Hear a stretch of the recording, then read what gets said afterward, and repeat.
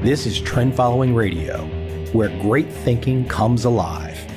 Nobel Prize winners, legendary traders, best-selling authors, and the pros that know what drive us irrational human beings. I am your host, MICHAEL COVEL. Not filtered, raw, honest. That's my passion.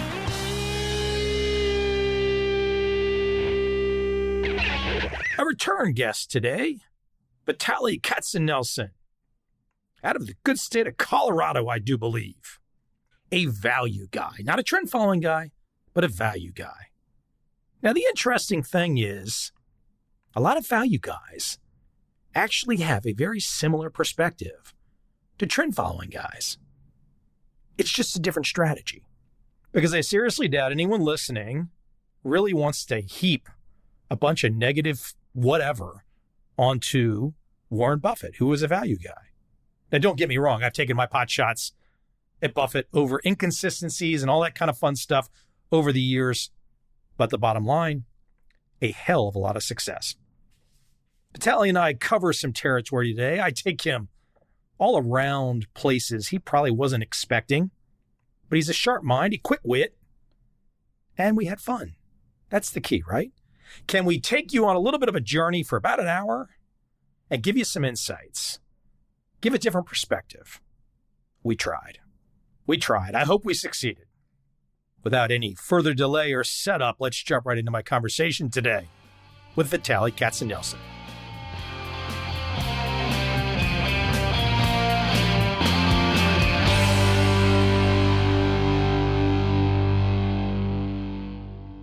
We're lucky in the sense that we're talking right now, late January, because we were talking about talking in December. And it's much more interesting now. But once we got past the holidays in the U.S., the proverbial you-know-what has hit the fan, hasn't it? If you're a value investor, you're kind of on the good side of it. If you were a growth investor, you would have been slaughtered. As a value investor, it feels good to me. You're still not to valuations. If I look at guys like Jeremy Grantham or John Hussman, you're still not to valuations where you'd be really, really happy yet. The market is like we are up a little bit for the year just because we are value driven. Not because of hedge, it's just value stocks held up and the growth stocks collapsed. That's what happened. So I'm happy. Let's see what unfolds this year. It's going to be interesting. I look at it right now on the horizon, and in my mind, I see these, and this is just me picking things, but I see let's call them four big things. I see, okay, you have the COVID, which is continuing to be a big thing. I see Jeremy Grantham talking about the popping of a super bubble. I see Michael Saylor talking about holding Bitcoin forever. And then I see a significant number of my fellow Americans that want to roll tanks into Ukraine and fight a proxy war with Russia. So there is all kinds of excitement at the moment, isn't there? That's very true. And let's touch on Russia a little bit because I have some things to say. So from Jeremy Grantham perspective, I think he's right that the valuations are very high overall. When the valuations are high, expected returns are low. It's just because valuations are basically like a pendulum. When a bulk of your return comes from price to earnings going from a very, very high levels, then at some point, it's a loan you have to pay back. So from their perspective, I actually agree with him. In fact, the book I wrote, I talked about the market cycles. When I wrote the book, I did not realize that we're going to have zero interest rates. But at the time, I thought we're going to have basically, and I started writing the book in 2005, so I thought we're going to have 16, 18 years of sideways markets. The Great Recession kind of changed it a little bit because it took interest rates down to zero, and then which kind of the fuel under the stock market. But anyway, so from a Jeremy Grantham perspective, I kind of agree that I expect returns for an average stock going forward over the next 5 or 10 years are going to be miserable. Okay. About COVID, I think the Omicron is a gift to us because I think it just kind of creates herd immunity. It's much milder than Delta or previous variants. Let me stop you off COVID for a second. You and I are not epidemiologists. We don't know any of that kind of stuff. We're not doctors. However, I think we both are learned people in the sense that the most interesting thing about COVID is, frankly, what it's doing to the behavior of human beings. And I see this real divide right now, and I want your view, but I see this divide where it seems like one group is deathly afraid and is going to be deathly afraid going forward for a long time. And the other group is like, what in the hell is going on? This is BS. And those two groups, that combustible place where they're both meeting, that seems to be the most interesting thing to me about COVID. It's like politics. It becomes very tribal. It's become extremely divisive. That leads to chaos. I mean, that leads to conflict. That leads to not smooth sailing, which again gets back into the market perspective where we're going to go today. But with the backdrop of two different tribes being at each other, that doesn't seem like the smoothest potential ride in the future. Put it this way, it doesn't help the social fabric of our society, which has kind of already been peeling away. You're going to have a lot of debates going forward. Kids be wearing masks to school or not, this kind of stuff. Does it make you afraid to have the debate? You might not be able to say this on the podcast. Maybe you don't want to say it, but I think deep down, you don't think kids should be wearing masks. I'm putting words in your mouth. I don't think should be wearing masks. I read a study a while back that showed that basically the masks are actually harmful for little kids. That study, that was not the case for adults. There is a cost to that. Why are we not considering those costs? Why are we at a point where it was like mask up the little kids and not consider any of the other cost, only the fear? We do first level thinking, right? I read somewhere that the schools in Flint, Michigan now going remote. So how much of kids are basically going to be undereducated another year or two? That is a huge consequence on society. That's a huge impact on those kids. But the consequence of that, you don't see them directly right away. We're paying for them in the future, where perceived impact of fewer people getting sick is immediate. So I think that's why. It's frightening to me because it seems like America used to have checks and balances. It used to seem like America was not a place where some random person walks into the public square and that person is, quote, fear, and fear walks into the square and just starts screaming fearful things and the crowd would run. It used to be people like, well, hold on, explain yourself. What fear are you talking about? It seems like now we've got to the point where it's like, if someone yells fire, everyone just runs.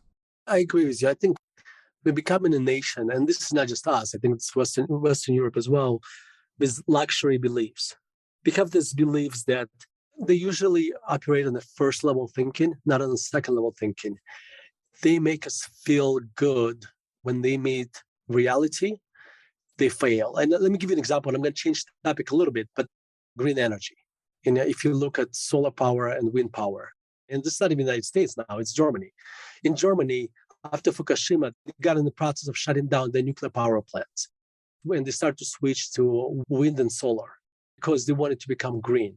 In the process of doing that, the electricity prices went up a lot and CO2 increased as well. And the reason for that, because wind and solar, they're intermittent. Sun does not always shine, the wind doesn't always blow. Coal power plants that produce a lot of CO2. And to make things even more interesting, they're relying on natural gas from Russia. Because they produce less electricity, now they're relying on natural gas from Russia. To tie this even more into what's going on right now in the world, Russia is threatening that they're going to invade Ukraine. The United States is threatening Russia. If you invade Ukraine, they're going to cut you off from a SWIFT system. SWIFT banking system, basically, nobody will be able to use a credit card in Russia if that happens. So Russia says, well, if you do that, then we're going to natural gas to Europe. If you were a German politician and you were thinking about it 8 years ago, well, let's look not at the first level effects, but the second level effects. That makes us more dependable on Russia, which hasn't been your opinion, German friends for a long time, for a while now. And also, to make things worse, you basically traded a very clean energy that's very predictable for energy that when it's there, it's clean. But when it's not there, the substitute is very dirty. Anyway, that is our luxury belief. It's so politically correct to be for green energy. But except it's not green, is it? It's not really green if you have to use power plants that produce a lot of CO2. We as a society, and I'm talking about now United States and Europe, we became fat and happy. Quite literally. Yeah, especially the United States. If you look at China, this pains me because I grew up in Russia, Soviet Russia, and I don't like man-controlled economies. But Chinese are so much more pragmatic than the West. They're building 250 nuclear power plants. And you know what? If you want a nuclear power plant in the United States, it takes 25 years. They're going to build 250 of them in the next 20-something years. That's my depressing view of the world, I guess.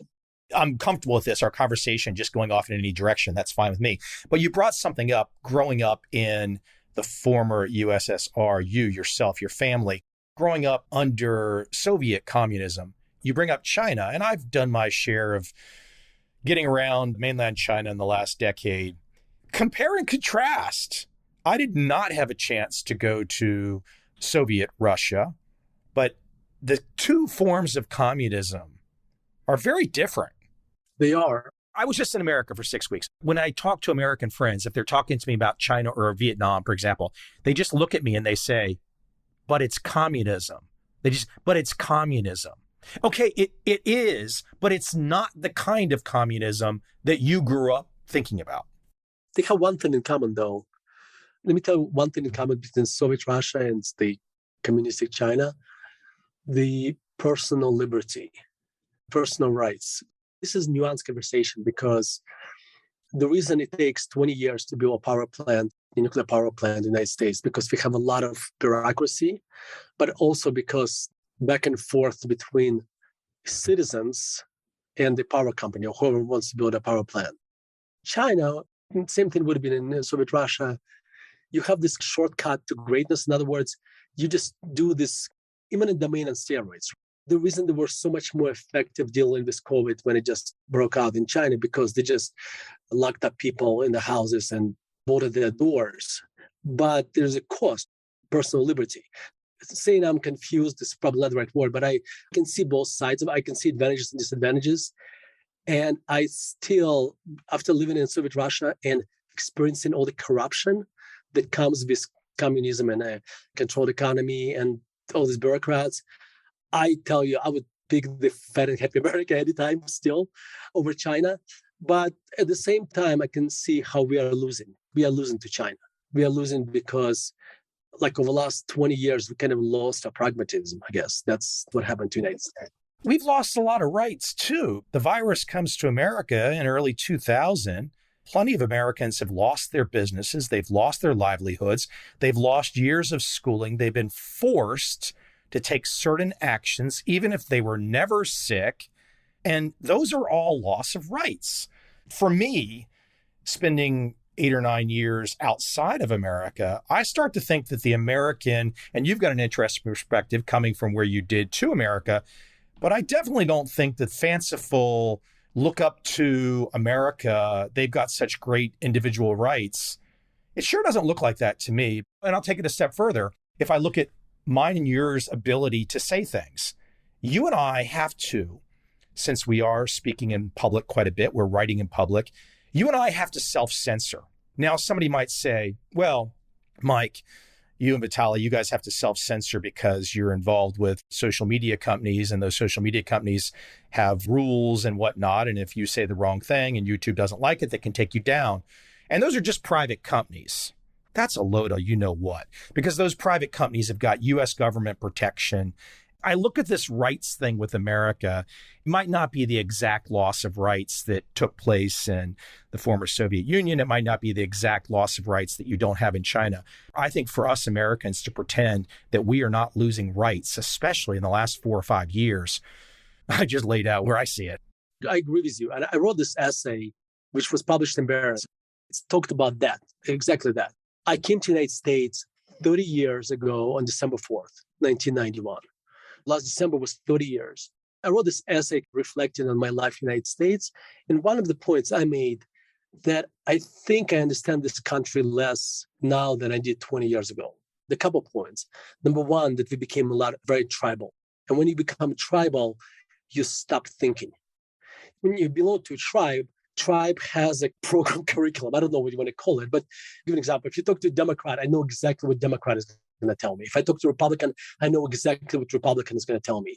And those conversations are very uninteresting to me because there is very little thought. It's what the mothership tells them to say. When you become tribal, you lose nuance. That's why, like conversation about China, United States, there is a lot of nuance. But now about self-censoring, I was going to go on Twitter when Chris Cuomo was fired by CNN. I was going to write that CNN has the right to fire him because that's a private company.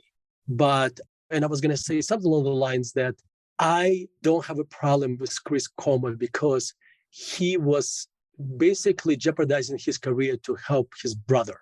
I'm not endorsing what his brother did, etc. But I was going to make a different point that I tell my kids, I have 3 kids, I tell them that their brothers and sisters are the most important people in their lives, even more important than their spouses, and their responsibility is to take care of each other.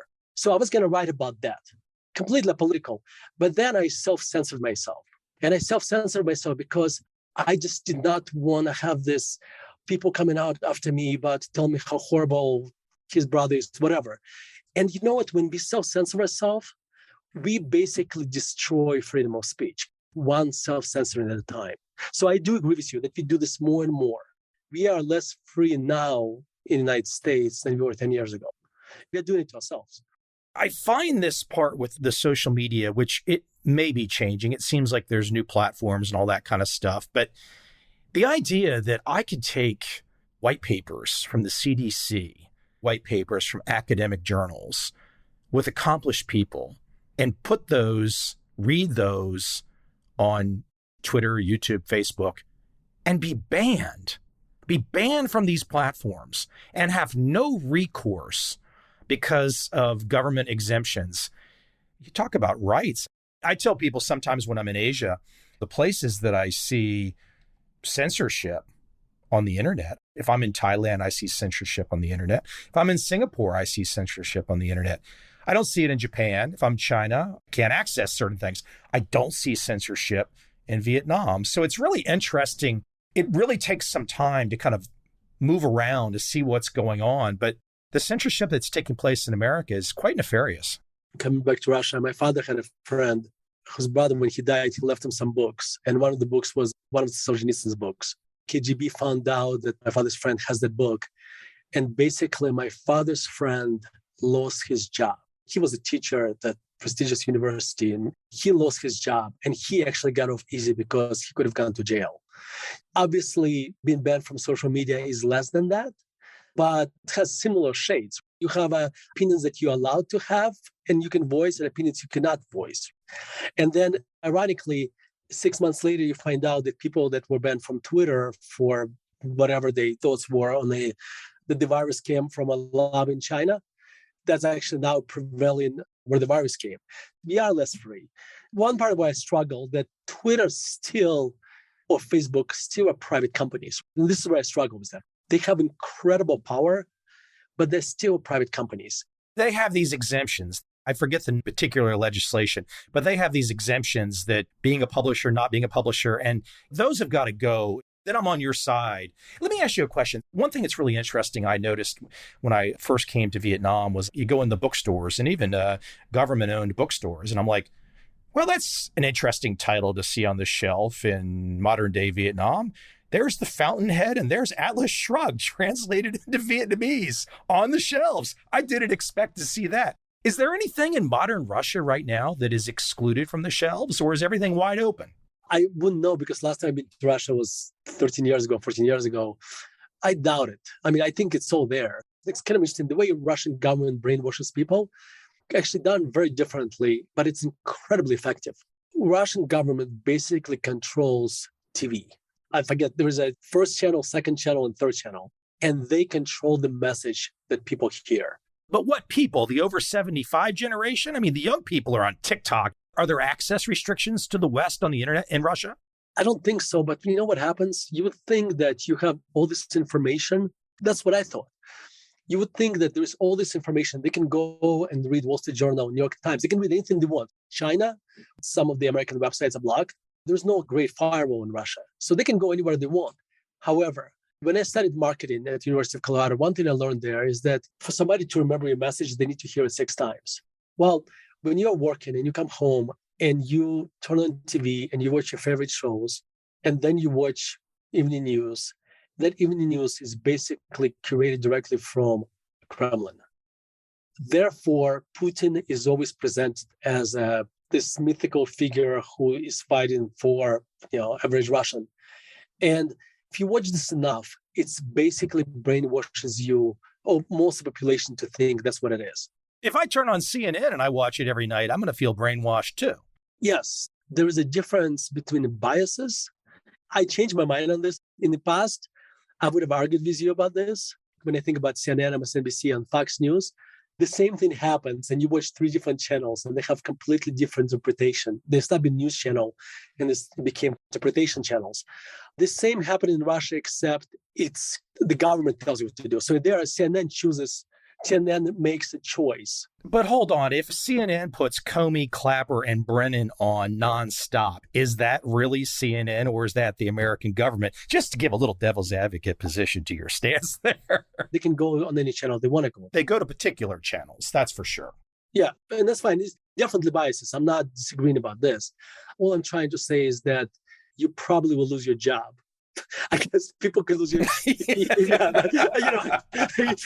I mean, look, let's go to the higher level here. Maybe we could make the argument that there's a convergence of power at the top on a lot of these means of communication. So whatever country you want to go to, you could say China, you could say Russia, you could say America.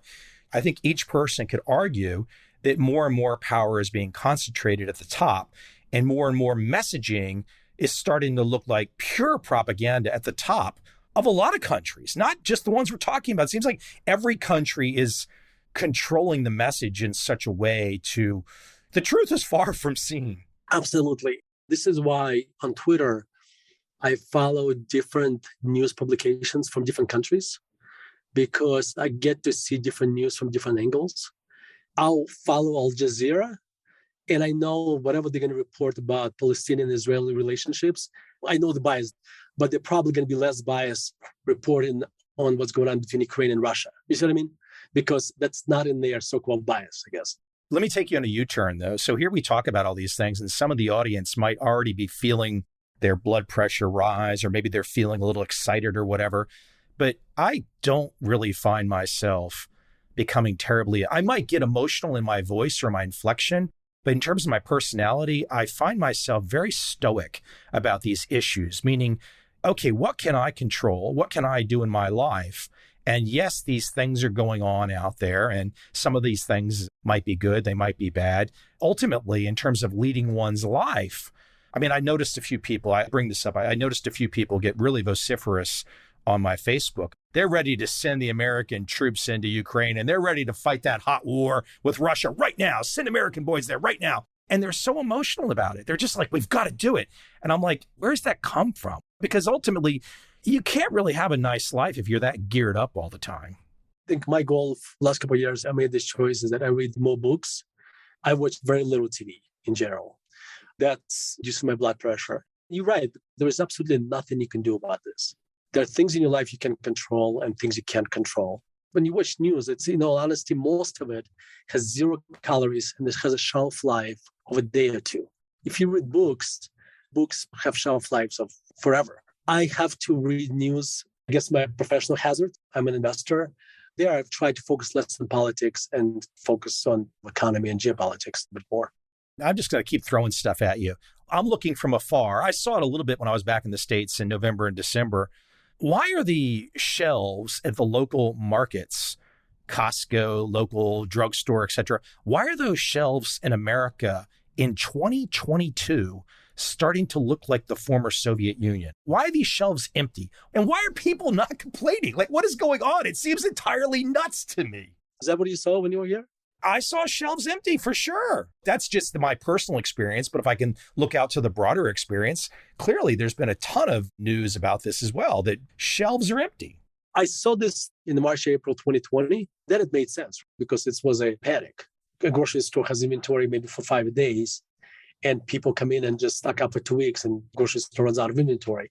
It seems odd. Look, I've seen you write about your curiosity with the, quote, labor shortage, why there's so many jobs out there and whatnot. And so I think a lot of these things tie together, and maybe it's a result of COVID. It seems like countries have been kind of knocked off their equilibrium. There doesn't seem to be a rebound back to normalcy fast. Speaking of unintended consequences, when you stop the economy, restarting it is incredibly difficult because it's almost like when you restart it, you have these pieces in different places, and then you have to reassemble them and put them together.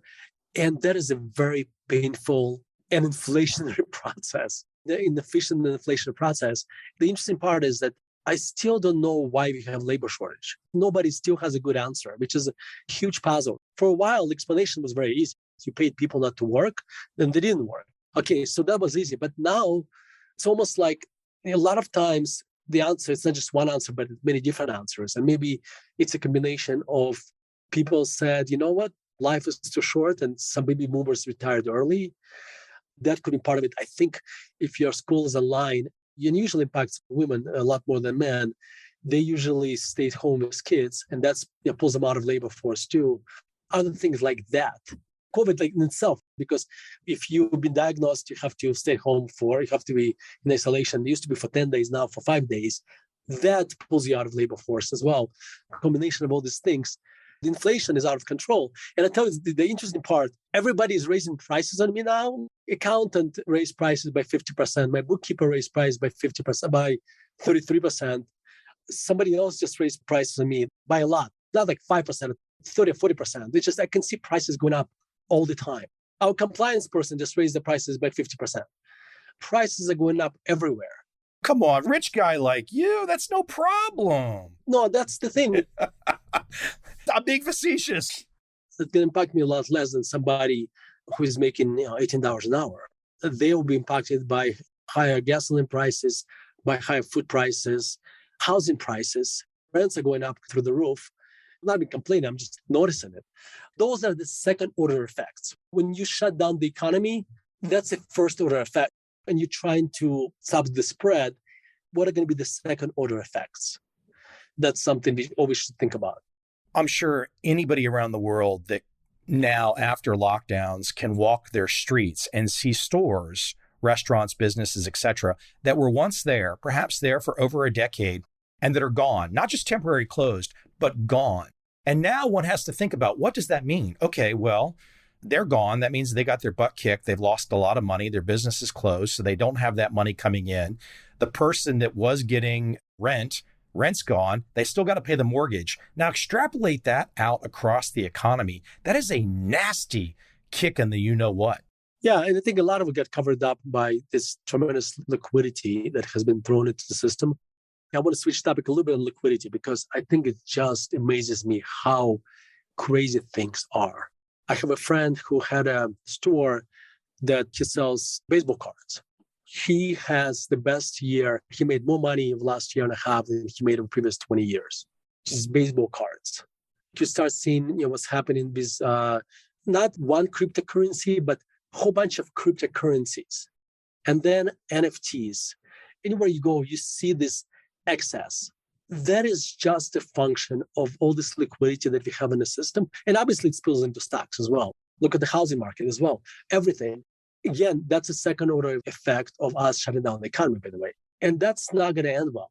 That euphoria from that excess liquidity you described, that euphoria, I'm not going to say it's exactly like, but man, it is a kissing cousin of 1999. That's not trying to say things are going to unfold the same way, but that euphoria that I felt in 1999 from so many people, I'm not trying to say anything bad about them, but these weren't like the high intellects. These weren't high earners, but they were all rich on paper and their attitude changed and their euphoria was there and boom, boom, boom. So many people in 1999 were just like, oh my God, even NASDAQ's up 100%. And then things changed. And the euphoria from that period to this period definitely rhymes. 100%. I remember reading articles about how Warren Buffett lost his touch in 1999. And last year, you started to read the similar articles about Buffett. Cathy Wood became kind of the new Buffett. What is her current drawdown? Probably more than 50% from the high. It's kind of interesting. I looked at the stocks of ARK stocks just to see if there's something I want to buy. I think they have to decline. Some of them are down 70%, and they need to be down another 70% for them to be mildly interesting. Some of them very good businesses. It's just they're so incredibly overvalued. When a stock that trades at I don't know, 60 times revenues and declines to 30 times revenues, it's still very expensive stock. A company that's not making any money, still a very expensive stock. So there's a lot of that. There's a lot of that going on. I spent some time in the AMC. I just wanted to understand these people. I went into AMC Spaces on Twitter and just tried to listen to those apes. Again, I'm not calling them apes. That's what they call themselves. So I'm not trying to insult them. There was one woman who said something that really stuck with me. And you're not going to believe me what I'm about to say. She said, I did not realize investing was so difficult. I bought the stock. I'm going to the movies. I keep talking about AMC all the time, and I'm still losing money. That's a conversation you hear in those AMC GameStop rooms. I'm not being mean, but that's almost that kind of analysis. And again, I'm not being mean. It's going to sound mean. But that's almost like an 80 IQ. One thing I found when I listen to those people, they are incredibly lonely. Lonely. Yes, extremely lonely. They are in these rooms because they are trying to belong to a community. I was trying to be a good Samaritan. And I was like, well, I've been doing it for a long time. Maybe I'll give them some of my insight. And I was in an AMC room and I said, listen, imagine you have this company, market capitalization of $10 billion and has $10 billion of debt, $20 billion. In the best year it had 5 years ago, AMC made $100 million. But since then, its share count went up 5x, its debt went up 4 or 5x too. So I said, I know how this movie is going to end. This stock is going to decline probably 90% or more just because you're paying so much money for so little for a business which revenue declined 80 or 90% from its high. And they said, what about the popcorn that they're going to sell? What about the NFTs? And they basically laughed me out of the room as they basically called me hedgy and laughed me out of the room. And I was really trying to be a good Samaritan. I realized whatever common sense I have is going to be completely lost in there. It's a fascinating perspective to think about loneliness as a potential driver all the way across the board, from crypto to the meme stocks, etc. And look, let's face it, after the last, let's say 1 month or so, a lot of the people that have gotten clipped, taken out to the woodshed and shot, so to speak, are these very people that had no experience. And I'm sure a lot of them have lost significant amounts of money relative to their net worth. I mean, they've been killed. All the things where the least experienced people were jumping in, they got some success, they felt confidence, and then the Grim Reaper walked in and cut them off at the knees. There's got to be a lot of people that are just devastated right now. That's right. And it's very nihilistic. Us versus the system. It's them versus short sellers. Short sellers are the enemy for them in those rooms. I was explaining to them that it doesn't matter. Like, if short sellers will never short a single share again of AMC, it's still going to decline 90%. It doesn't matter. I was basically telling them, it's almost like you're a passenger on the Titanic. You're complaining about the paint while the ship is sinking. Short sellers for them would be like the paint. The ship is going to sink. You've seen this movie before. You know how it's going to end. The only thing I asked, I said, please, if you invest money into this, don't put it more than you can afford to lose. And the problem is, a lot of these people will lose a lot more than they can afford. That's what really upsets me about this. I made the comment on this podcast the other day. I said something to the effect that if you take a chart of Peloton, all the hot girls riding bikes, you take a chart of Bitcoin, you take a chart of the NASDAQ circa 2000 to 2002, and you put those charts on the wall with no name. I mean, they all kind of roughly look the same, just great run-ups and great run-downs. And that's the part that surprises me about people, is it doesn't require a lot of aptitude to just take a look at some charts over history. I'm not saying looking at a chart is trading a chart or anything like that. I'm just saying just the general idea of looking at how some of these markets clearly get run up with some type of manipulation or just euphoria, and how they run down to the classic tulip bulb chart. I mean, it's amazing that people just in their moment of time, it's different now. I wrote this article, I call it "I Kid You Not" market, describe the evolution of craziness in the market. And I started with the bond substitute stocks like Coke, picking the Coke because Coke trades at 30 times earnings. And the only reason people buy Coke because its dividend yields 2.6%, which is more than Treasury. Nobody doubts that Coke is going to be around the next 20 years and that you'll be collecting this dividend. People feel fine with that because they think, well, it's better than Treasury, except when at some point, if Treasury goes to 4%, Coke stock will decline 50% or more. That's kind of one level. And then you go to all the Cathie Wood stocks.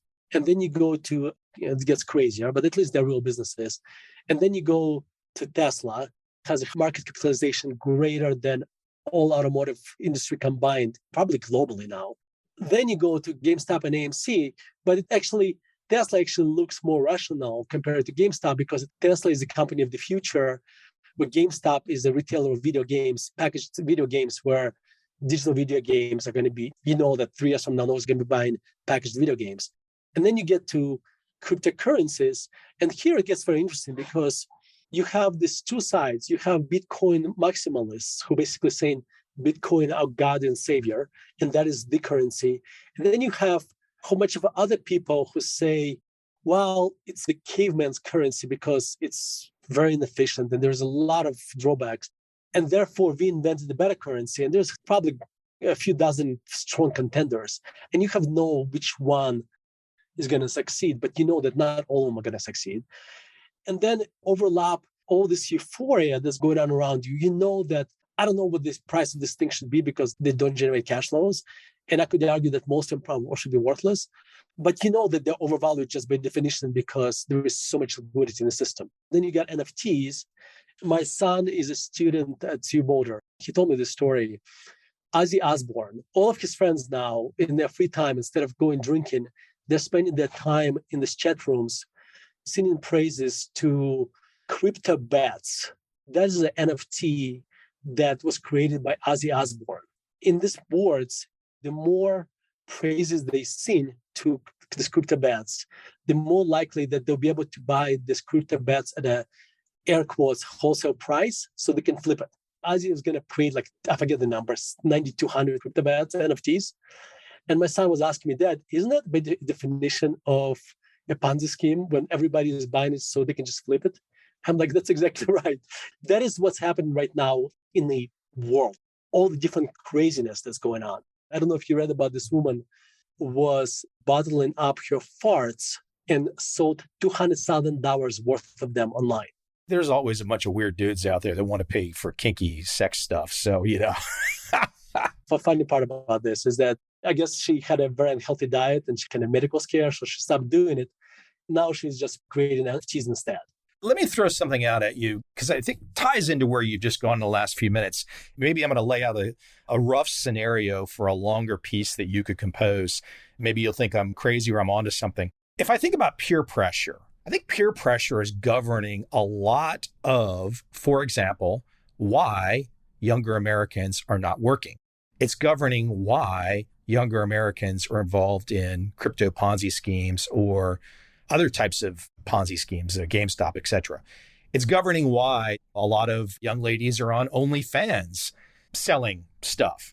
And I think this peer pressure is in such a way where it's, how can any young person today afford to work at McDonald's and work at Starbucks, work at Costco, work at Amazon? How can they afford to do that when the peer pressure of their peers, they're all making, it looks like, big money early in life, and they're doing it.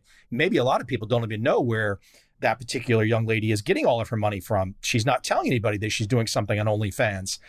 A young guy's not really necessarily telling everybody. Well, I guess the young guys probably talk about crypto more. But I think this peer pressure is governing a lot of why traditional jobs are empty and why young people are taking these chances on all this other stuff that looks good. And to put one more cherry on the top of it, I think this is allowed to happen by the older generations, because the older generations have basically just, I don't know, the boomers and Gen X and whatnot. It's kind of like, okay, they've got enough money in the bank. And it seems like there's a certain permissiveness where the discipline that maybe you and I saw growing up, whether that was discipline from adults or discipline from our own self, it seems to be lacking. I just can't imagine being 20 years old and wasting my time in the middle of Ponzi schemes. But if everyone is doing it and you're 20 years old, you probably feel tremendous pressure to stay in the middle of the whole thing. It's all tied together. And maybe you bring it up to liquidity issues. It's all kind of governed together. And it does have the feeling, that all of this could just get a pinprick pop at any moment. So I think the peer pressure is enormous. And I'm observing my son. I'm a very proud parent. And I'm saying is he is studying extremely hard. He's getting 4.0 GPA at CU Boulder. But he tells me, Dad, this friend of mine just bought this crypto bets for $300 and flipped it for $7,000. I'd like that. Do you blame him? He would like to make $6,700 in one day. That doesn't have to carry in summertime and carry heavy bags for baby boomers. I think everything you said is true. And I think social media amplifies it as well. Because you see this on TikTok, you see this on Facebook or whatever, the Instagram and other places. But I think the good thing about it, at some point it will go away. It will go away because that's not normal. When it goes away, these kids are going to have to face reality. If they want to be able to buy lunch tomorrow, they may have to work at Starbucks. I'm somewhat more optimistic because one of the upsides of the bubble bursting. The hard thing for me and you, though, is to try to think how we might act 30 years younger in the middle of this. You and I logically look at it and say, well, it has to end at some point in time. It has to pop. Maybe this generation, and I kind of see this in Bitcoin. Look, I would love for Bitcoin to succeed. I have no idea if it will or not in the long run. But I kind of see that people they reload. Meaning like if one thing blows up, they should otherwise be embarrassed and learn a lesson that you and I might learn. They don't seem to care, at least in this moment in time. The problem is they can afford not to care because there's so much money in the system. Something's always going up. When things are declining and every time you buy the dip, it goes lower, it's incredibly demoralizing. In 2002, 2003, it was very psychologically difficult to buy anything that had a .com next to it because it was toxic. Even though 3 years before, you couldn't get enough of that. I think when the liquidity bubble deflates, and you kind of start seeing this already in the high-flying Cathy Wood stocks, those things kind of already start to lose their luster a little bit. Probably going to take another 30, 50% decline or more. People buying the dip and losing money before they give up on that. I'm actually more optimistic because I think bubbles never stay inflated forever. You run out of hot air. And in this case, hot air is that liquidity. At some point, it's just going to flash away. That seems like a great place to end it, though, in the sense that this is where I wanted to go in this conversation. Because what I wanted to do was we weren't going to have a conversation telling people, buy this, sell this. No, that wasn't the point. The point was to get people to think about all these different issues that are punching us literally in the face at the moment. And how can one think about them and not ignore them, but just, okay, all of this is going on. Now, it's up to the individual person to say, if it comes to a market strategy, what market strategy do they want to apply in these types of environments? But I think the things that you and I talked about today, this is a wild time period. I mean, I guess we've had a lot of wild time periods since 9/11, frankly, or say since Netscape went public in 1995. It's been a wild 25 years, really. But it's a wild time right now in 2022. And we'll have to see how everything unfolds. To bring it all together, I went to lunch with a friend of mine who's a dentist. And I don't manage money for my friends. I have that as a rule. And the reason I do this because I want to have this oasis of, I don't have to talk about the market. I don't have to talk about their portfolios, etc. He was basically telling me he has this money sitting in the bank. He was going to open another dental practice. And he can't because he can't find enough people. The prices are higher for everything, all these different things. He was telling me, maybe I should buy real estate. He said, because real estate prices, even after the 2008 crisis, still kept going up. And I said, you're right. The only reason they kept going up because interest rates have been declining the last 30 years. If interest rates go up, it's not a certainty, but it's high probability that interest rates most likely will be higher a year from now, 3 years from now than they are today. Then the housing prices will become a lot less affordable. It's a math. The bank will not give you a loan because you won't qualify to buy $1 million house when rates are 6%, 3% the year before. And the stock market overall, it is very expensive. And then if you look at bonds, they are very expensive. One thing I realized, and I'm a value investor, the only thing that is left is really do fundamental research, digging through the pile of garbage, today stock market, trying to find undervalued companies that are still 50 cents on the dollar kind of thing. I feel like that is the only sensible thing that's left to do. That's the only way to survive that. If you buy indices, I think, coming back to Jeremy Grantham's point, you're destined for very low returns going forward. As a guy that's written a few trend following books, I do think that there are, from my perspective, in terms of track records that one can look at going back decades. Value, there are value track records, and there are quant CTA trend following track records going back decades. There's not many styles out there that you can really look at and say, wow, that's something I can kind of hang my hat on. There's just not a lot out there. I think that's sometimes what people get messed up on. It's like I had a guy the other day, he came on to one of these social media platforms that I was on, and he started talking about trading Fibonacci nonsense. And I just called him out immediately. I said, that's a scam. He's, oh no, that's your opinion. No, it's not my opinion. It's a scam. He likes the sexy name, Fibonacci. Again, that adds to the whole mentality where we are at right now. But anyways, you and I could go on forever, and we probably should. It's always fun. Hey, where can people come check you out? I know you're writing, is it a weekly or monthly newsletter? Where can they come check you out? 2 places. They can read my articles on Contrarian Edge, EDGE, contrarianedge.com. Or I have this Lazy Man's podcast, which is basically my articles on tape. I write the articles, somebody reads them to you. So if you're working out in the gym, you don't have time to read the article, you can listen to it. If you go to investor.fm or just look for Intellectual Investor Podcast in your podcast apps. That's it. Cool stuff, sir. Vitaliy, thank you. I like to have a handful of people that I know that I can just have these all-around conversations. You're good at it. You got enough experience, so it's like I could throw anything at you. You're going to have a view or perspective. We're probably pretty much in the same headspace.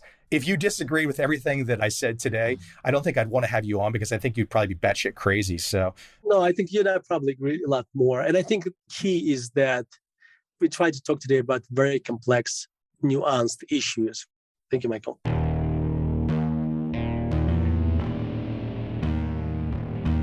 I see a time when those awake will understand how to make money in up, down, and surprise markets.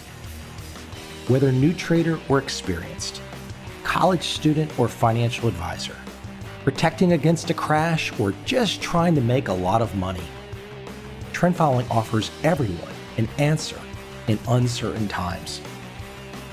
To get started immediately, send me an email, michael@covel.com.